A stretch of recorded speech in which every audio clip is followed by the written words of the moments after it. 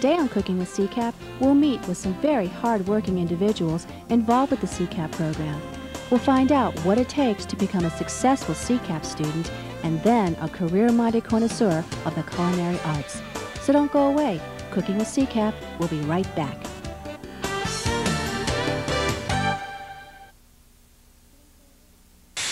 Properly inflating my tires burns less fuel and saves me money on gas.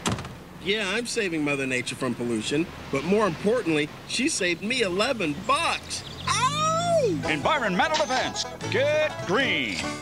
By keeping my car regularly tuned, I save money on gas and repairs. That also means cleaner air. You know, feels good to help save the cash, planet. Environmental defense. Get green. For more tips, go to getgreen.com. Lewis and Clark, great explorers. Hey, wait.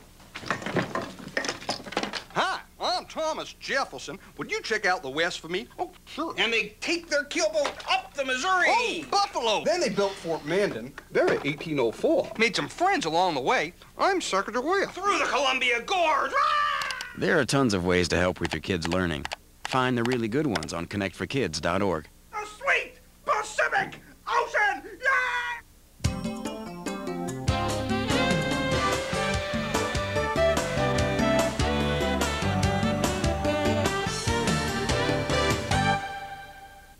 Welcome to Cooking with CCAP. I'm Debbie Horniak, your host. We're here at Lansdowne High School in Virginia Beach, where Linda Spruill, who is the coordinator for the CCAP program in the Tidewater area, she is also the coordinator for the Work and Family Studies program for the Virginia Beach school system.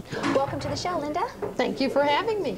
Now, just to kind of give us a brief summary of the CCAP program, take us from where CCAP was started, when it was started, and to where the program is today. Yes, 12 years ago, Richard Grousman from New York City saw the need to have trained culinary people in the restaurants. Mm-hmm. The restaurateurs were not attracting, were finding that the people coming into the industry did not have the skills, mm-hmm. and also saw the need to provide more honed-in skills for the culinary students in the high schools. Mm-hmm. So we started a program there, CCAP, Careers Through Culinary Arts, and from there he paired up mentor chefs with the schools. The teachers were trained to give them classic cuisine skills, and as a result, the teacher skills were much higher level, so that the students were prepared to enter the restaurant.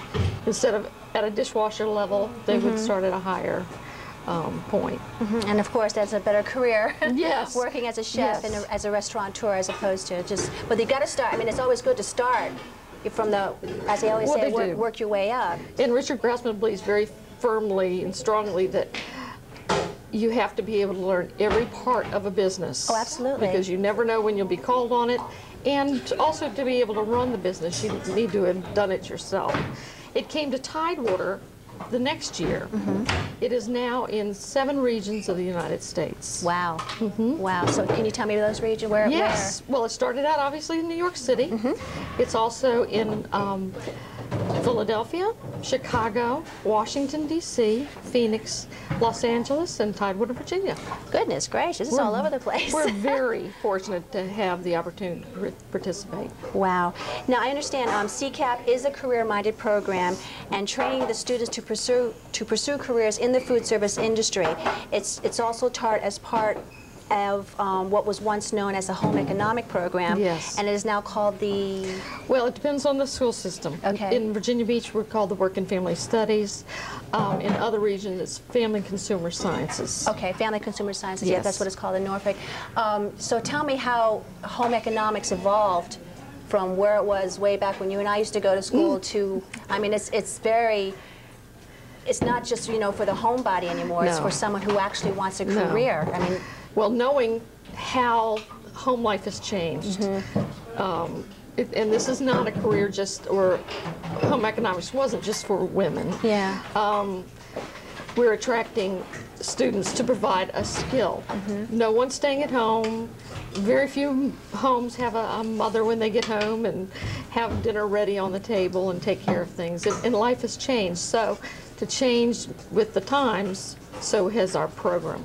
So we're focusing much more on work-based experiences, bringing higher level skills that they can actually take to the workplace. Okay. Now, whenever you're doing a program like this, I mean, there's equipment, there's food, there's all kinds of things that cost a lot of money. Tell me how the CCAP program is funded. Well, it's funded several different ways. Each school obviously has money to work with, to buy ingredients and keep up the equipment. We also receive federal monies in each city that help buy the larger equipment. Because this is very expensive, as any other kind of a lab setting would be. And there's teacher training that the school systems help pay for, because now with CCAP, a teacher, in order to participate and allow her students to participate, she has to have gone through the classic training. And it's a week, 40-hour week of training to start them off, and after that there is yearly training. Also, part of the funding, we do get support from CCAP. They are funded from national organization. It is a national organization, by the way. And they receive grants. They receive monies from large industries, all kinds of donations. They have a huge gala every year in New York that raises hundreds of thousands of dollars. Wow. And also, schools benefit from this because we can rely on the staff from the New York office. We receive donations of equipment and ingredients from different vendors that the CCAP organization has recruited to fund us. Now, CCAP also, the students compete for competitions. Right. What about the scholarships that the students receive? Where does that money come from? Well, we have been very fortunate. Richard Grousman raises or talks to the different college presidents and the recruiting teams at each culinary school, and each school donates a certain amount of monies to the different regions in the country. We get a very large donation of scholarships from Johnson & Wales, and with CIA, Culinary Institute of America. Every summer, a student is able to go to the Cordon Bleu in London, if travel works out right. We've had trouble with the planes. Sullivan University, Tidewater Community College, let me see, Culinary Institute of Philadelphia, Atlanta, and Chicago. So all the major culinary schools are participating in this program. That's wonderful. Now, as part of the CCAP program, the students have to be employed somewhere working in the food service industry. If a restaurant is interested in sponsoring a student or even making donations to the program itself, how would they go about doing that? Please call me, or if they know a certain working family studies, family and consumer science teacher in a school, they can call them. But my telephone number is 468-2037. Okay. Now, if they wanted, they would call you for, like, if they wanted to. If they would offer their services to either mentor or hire a student, because we feel strongly that the students need to have a work experience. Oh, absolutely, hands-on. Before they get into this, because it is a very demanding industry. Yes, it is. It gives you a lot of gratification, but it is physically and mentally draining. So you need to experience it first, as well as any other type of yeah, because I understand job. that you with the food service industry, you work weekends, you work holidays, you work late into the night, and hot kitchens, and sometimes with temperamental chefs. Lots of personalities within a kitchen. That's a good way to put it. Now, you also have training in the Tidewater area. You just recently had one. Tell me about how that training went and how it came about. Okay. This year we have new recipes for competition. Found out that the students were all excelling in the recipes that we had been using. It's a 2-hour competition. Students aren't allowed to walk in with any recipe or anything. So we felt like we needed to give the teachers a lot more training on the new recipe, which is raising the bar on the whole competition. It's much harder. So we had Susan Batten from Johnson & Wales, teach the teachers in 3 different sections, so they'd have a little more hands-on experience, and she demonstrated to them the new recipe. So every year I have some type of training, whether it's on the recipes or on other skills to help them in other parts of their classes. Now tell me about this new recipe. When she was demonstrating it, she had it pretty much, most of it already prepared, but from what I understand what she was saying, it takes about an hour, doesn't it? Just for the main dish itself? Yes, it took her well over an hour, and they have to make the chicken dish with Chaucer, sauce, and then it's the crepe with the cream filling with a chocolate sauce.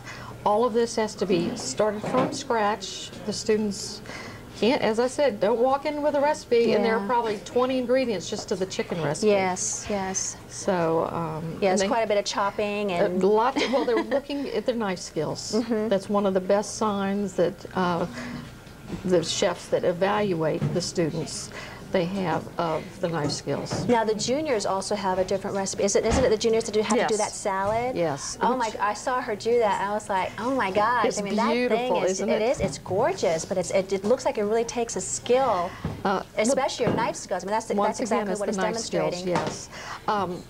Both juniors and seniors, to make it to the final competition, make an omelet, and from that, the juniors will compete and make a salad. It's lined with cucumber slices, very thin cucumber slices in a mold, and then it has chopped vegetables in the middle.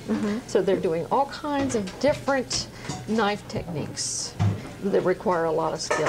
And presentation, too. It's beautiful. Oh, man. It is spectacular. It is very colorful. I can't wait to see how the kids do. I mean, it's one of those things that you don't even want to cut into. It's just so pretty. Now, with all the training that the teachers have to go through, where do they get the funding for this? Well, for the summer training, their school system either absorbs it if the school system is able to pay their way, or CCAP offers training for, I think it's like 5 teachers usually every summer to either go to the CIA or Johnson & Wales in Providence, or they raise funds.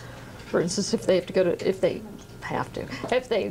gain the opportunity to go to the Cordon Bleu, that's a very expensive endeavor. Yes, so yes. The school system usually has to assist with that, and they might have bake sales or whatever to raise money to send the teacher and the student. Okay, so they could raise their own funds through.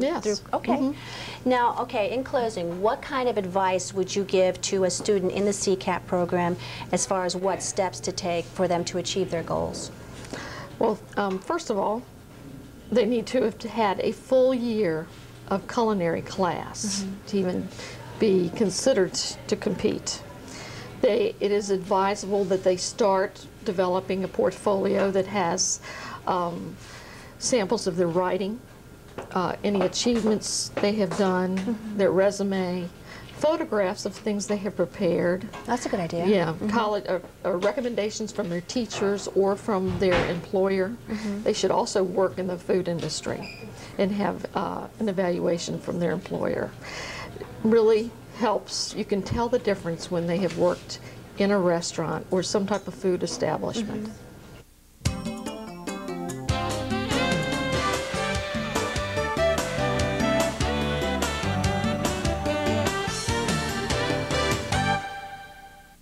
Following the tragic events of September 11th, there have been hundreds of violent attacks against innocent Americans. Remember what that flag you're waving stands for. Remember, please stop the hate. We're stronger when we are united. Remember what that flag you're waving stands for. One nation under God. Indivisible. With liberty and justice for all. In America, there's either room for everyone, or it's not America. Don't pick the wrong fight. Let's keep America land of the free. Stop the hate. To a child, a little of your time can make a lifetime of difference. That's why the Greenville Family Partnership sponsored a hike, because kids with something to do are less likely to do drugs. Standing right in front of them. Whether you're a good storyteller or a good listener, you can help. To find out about community drug prevention programs, call toll-free 1-877-KIDS-313. I can keep a kid off drugs.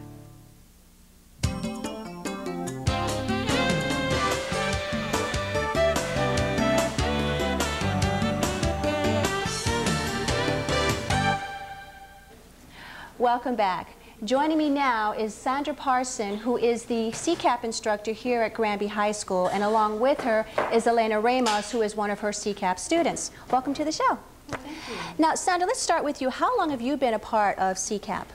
About 11 years. When CCAP first came to the Tidewater area, we were on the ground floor in its inception. Shirley Mitchell, who was a retired coordinator, brought CCAP down to this area. And Granby High School was one of the first schools to be a part of CCAP. Oh, okay. Now, how did you get your training for it? Well, Richard Grousman, the founder, trained a core group of teachers in the beginning. And since then, we've had classes at J&W every summer. And I've attended 3 of those, and 1 in Providence, Rhode Island. And with CCAP, one of my students won a scholarship to London, and I was able to train at Le Cordon Bleu for a summer. And then last year, Elena won a scholarship, and we trained at the CIA in Hyde Park, New York. So this is all part of our CCAP training. Now, how do you, this training sounds very expensive. How do you get the funding for all this training? Okay, sometimes my coordinator pays for it, or my principal, or me, or with the CCAP scholarships, that also helps with the cost. Okay. Now, how has CCAP helped you in training your students? It's made me more professional. With the skills that I've learned, I can now train my students to do what they need in the industry. Has it, well, you said it makes you more professional. How does that change the atmosphere of your classroom? Now, you were a part of, how long have you been at Granby teaching? Oh gosh, I've been at Granby almost 19 years. So you've been here teaching the home and career sciences program? Family and consumer sciences. I knew there was a science in there somewhere. So you taught that before you got involved with CCAP. Yes. How has that changed? Well, I like cooking. So I was really glad when CCAP came, because that gave me the opportunity to really do what I love. And basically, I teach the culinary arts classes and a hospitality class. Okay, but how does that differ from what you used to teach to what you're teaching now? Well, our skills are more fine-tuned. We're actually teaching the kids entry-level chef positions. So by CCAP training me, I know what they need to work in the industry. Okay. Now, Elena, how long have you been a part of CCAP? Well, I've been a part of it actively since last year, but I've known about it since 9th grade, and I'd entered in different competitions, and I've won.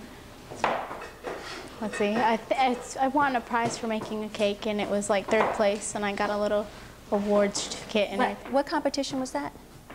With the annual student culinary competition. Okay, and and what did you have to do for that competition? I had to make a cake. I made a 3D bunny cake and everything, and I decorated it myself. And I won 3rd place. Oh, wow. Congratulations.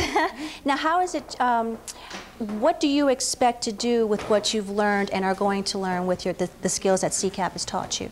Well, hopefully I'll go out and get a really good job, and one day I want to open my own restaurant. Okay, now, Sandra, what can a student new to the CCAP program expect? They can expect a lot of hard work, dedication. Be aware of the industry. If this is what you want to do, come to me with a mind to work. We are about business, and you need to know what you want to do. If this is what you want to do, then by all means sign up for the class. Because we're teaching entry-level chef skills and people who want to work in the food service industry. So this is for you, then by all means sign up. And it is a lot of hard work. It's not just class work. No, practice at home. You cook for your family, for your friends, cater small events, you know, for your neighborhood, for your church. Whatever you can do to get your feet wet, to get more experience, this is what you need to do. So, Elena, have you been doing a lot of practicing outside the classroom?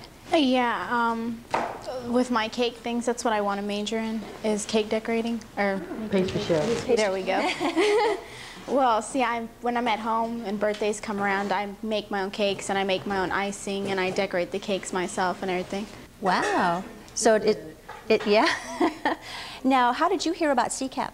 Well, when I first got here in 9th grade, I had signed up for this class, and one of my friends, she was entering in the CCAP competition, and she was the one who won the trip to France, and so that's how I found out about it. And I mean, had you always been interested in cooking? Well, not really. At first, I wanted to be a veterinarian, and then I came and I was in Miss Parsons' class, and she really motivated me to, you know, want to cook, and that's what I want to do. That's a big jump. Yeah, it is. Okay, so before entering the CCAP program, what were your expectations of the program itself? Oh, I thought it was going to be hard. I thought, you know, they were going to be standing there. Well, it wasn't as hard as I thought it was going to be. I thought they were going to be there watching you and, you know, judging and all. They just walked around calmly, like, you know, they glance at you every once in a while. It wasn't that bad. I was really scared. But it wasn't as hard or bad as I thought it was. So are you ready for this year's competition?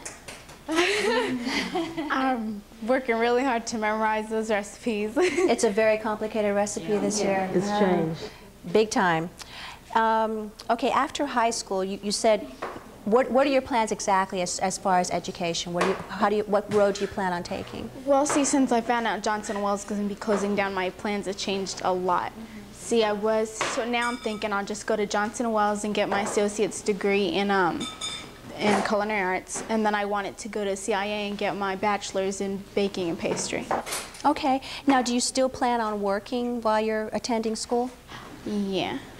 Yeah, because it's good to have that hands-on experience, because having the education is good, but if you don't have that hands-on experience and you're in the actual atmosphere of, you know, trying to, you know, hurry up and feed your customers and take care of them and whatnot, you just don't really get the full blow of how involved this kind of career is. So what kind of restaurant do you want? I mean, you said you're interested in pastry chef, but what kind of restaurant? You had said you're interested in opening your own restaurant. Yeah, I wanted to open a Hispanic restaurant. Oh. Make, you know, different kinds of Spanish food, you know, ranging from different things, and I can, you know, do little pastry stuff here and there. And maybe one day when I get all big and rich and everything, I'll have a restaurant and a little bakery shop, and I'll be all good.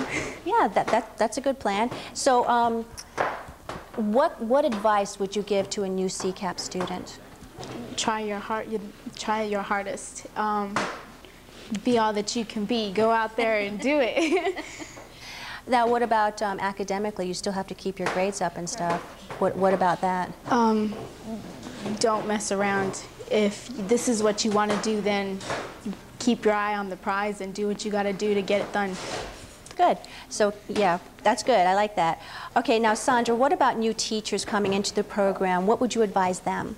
Oh, goodness. I would advise them to get some experience in the food service industry, both in front of the house, working as a cashier, waiter, waitress, and at the back of the house in the actual kitchen, so that you can get a feel for the industry, and then you'll know what to teach your students.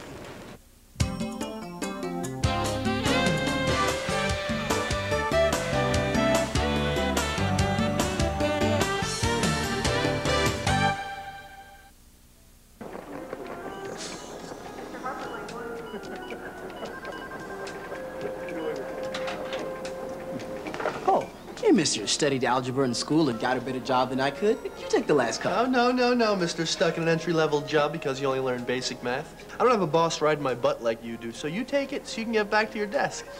You know, I probably should, but maybe Miss AP Calculus with the $200 haircut in the big office upstairs would like a cup. Oh, no, Mr. What was your name again? Never mind, it doesn't matter. I'm too busy doing important things to care. I just came down for some sweet and start. You know, if my limited math abilities weren't keeping me from getting a better job, I'd quit this afternoon. I don't blame you. But thank goodness you're stuck here because we really need someone to make the coffee.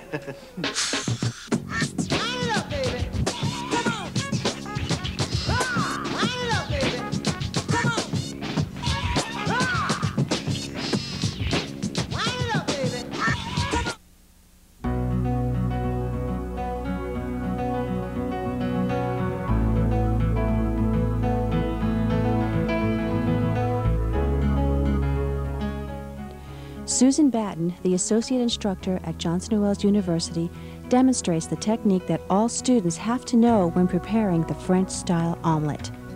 A seemingly simplistic dish to prepare, but if you can't prepare the simpler things, how are you going to tackle the more complex dishes? There is a specific shake and stir method that has to be performed flawlessly. Even adding the cheese and folding has to be done in a certain way so that the student will get the exact color and texture. The juniors have a bit of a challenge in their competition with this tomato, cucumber, and colored bell pepper appetizer. The purpose of this particular recipe is to show the students' knife skills as demonstrated by Johnson & Wales student Mike Heffler. Each cut has to be a specific size and shape, so being precise is of utmost importance if the students want to win the competition. This is a very colorful and zesty appetizer. It is by no means the easiest to prepare. The judges will be tasting, inspecting, and looking for eye appeal. So even though taste is key, presentation is just as important. Creativity and not just skill must be used when preparing these recipes. The main dish for the seniors in the final competition is poulet chasseur with chateau potatoes. This recipe also calls for precise cuts when preparing the potatoes. This method is called tournéing. They're parboiled and then browned. When preparing the chicken, it has to be trimmed of all excess fat, browned in a pan, and then finished off in the oven. The juices from the chicken, otherwise known as fond, is used to make the sauce, which is basically mushrooms, tomatoes, and fresh herbs. Sanitation is also a main factor, and once the chicken is done, the internal temperature must read 165 degrees. The sauce is then poured over the chicken, the potatoes arranged on the platter, and then the students can garnish it in any way they like for presentation to the judges. Now, what would a main dish be without dessert? As with all the other recipes, nothing is store-bought. The students have to prepare everything from the chicken stock to the chocolate syrup from scratch. Preparing these crepes shows a little more of the students' skills and finesse. They can decorate it any way they want, they can fold them any way they want, and it just gives a nice finishing touch to the whole competition. So is working in the food service industry in your future? Are you ready for the challenge? CCAP is here to help you get started on your journey to becoming a connoisseur of the culinary arts. Contact your school guidance counselor or call Linda Spruill, the CCAP coordinator, at 468-2037. And we'll see you next time on Cooking with CCAP.